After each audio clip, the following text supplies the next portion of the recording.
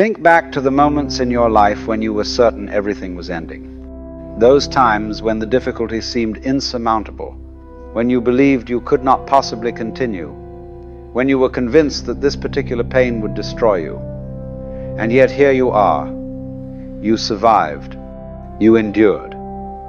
You are standing here now, stronger than you were before those moments, carrying the wisdom that only experience can teach.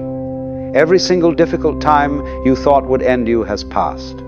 Time moved forward, as it always does, in what now seems like the blink of an eye. And this reveals something crucial. Time will pass regardless. The question is not whether it will pass, but how you choose to spend it while it does. Will you spend it in constant battle with what is, or will you recognize that this too shall pass, just as everything before it has passed? The most extraordinary thing about human suffering is that the vast majority of it never actually happens. We torture ourselves endlessly with scenarios that exist only in imagination, with futures that never arrive, with catastrophes that never materialize. As the Roman philosopher Seneca observed, we suffer more often in imagination than in reality. And if you examine your own experience honestly, you will find this to be absolutely true. Right now, in this present moment, ask yourself, what is actually wrong? Not what might go wrong tomorrow. Not what went wrong yesterday. Not what could potentially happen next week or next year.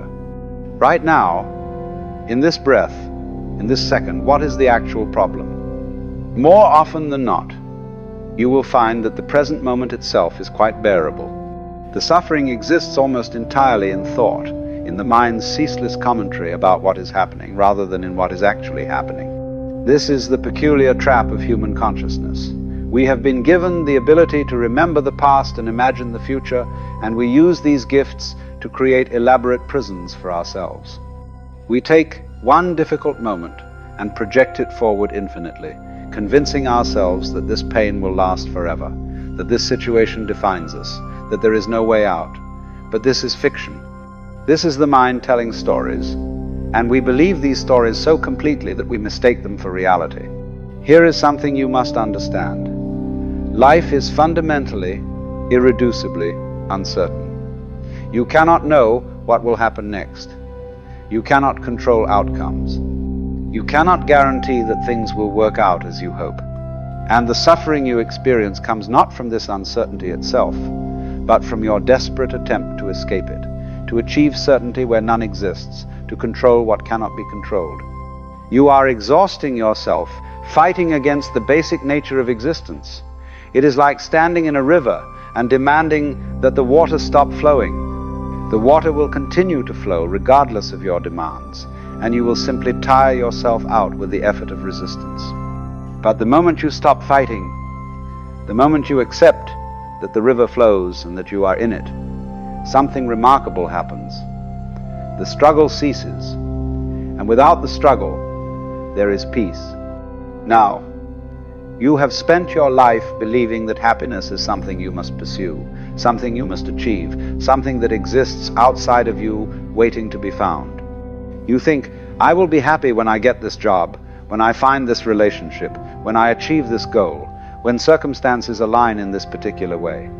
But this is backwards. This is precisely backwards. Happiness is not something you can chase. The more you pursue it, the more it eludes you. This is what we might call the backwards law. When you chase happiness, you are implicitly stating that you do not have it now, and this very belief prevents you from recognizing that happiness is your natural state when you stop disturbing it with constant wanting and fearing and striving. You are looking outside for what has been inside all along. You are seeking in the future what is only ever available now. You are trying to become something you already are. The peace you seek, the contentment you crave, the happiness you pursue, it is not somewhere else. It is here, obscured only by your belief that it is somewhere else. And perhaps the greatest source of suffering is this: your concern with what others think of you. How much of your energy is consumed by this question, what will people think? You modify your behavior, censor your words, hide your true self, all in service of managing the opinions of others. You live in constant fear of judgment, of disapproval, of not measuring up to some imagined standard.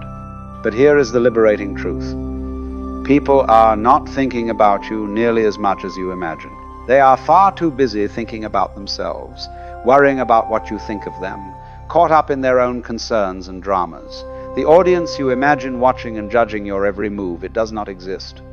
You are performing for ghosts, and even if they do judge you, even if they do disapprove, what is it that they are judging? They are judging their idea of you, their interpretation of you, their projection onto you.